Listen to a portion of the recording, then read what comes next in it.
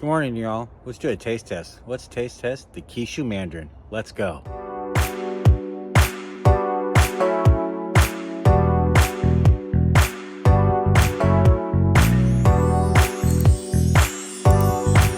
This is my 5-in-1 mandarin tree. So here, just look how full it is. And I've already harvested about 25 Kishu mandarins. And there's several other varieties on there, but let's feature this bad boy right now. I already harvested a couple, so let's go over to the house and let me give you a taste test. All right, y'all. So I went and harvested a couple of my Kishu mandarins, and let's do a taste test.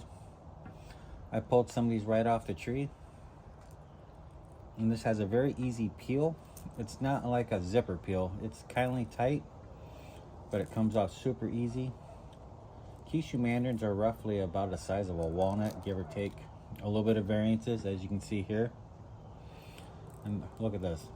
It looks like just a perfect little mandarin.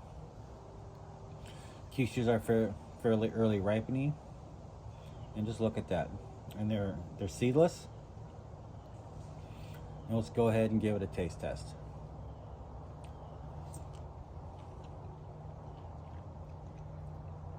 Very, very sweet. And these are perfect little bite-sized mandarins. And this tree has been prolific. What I should have done was, when I was setting fruit, I should have thinned it a little bit so the fruit would be more on average a big size. But they have a little bit of variance in size. It's not very uniform. I get some small fries versus some big ones. But these are perfect little snacks for young kids and big kids like me. These are very sweet. They have a little aftertaste that's not acidic, but a little tart, but they are so good. I'm so glad this one's so loaded. I'll be enjoying these Kishus for quite some time. Once again, use a Kishu Mandarin. It's seedless and absolutely delicious.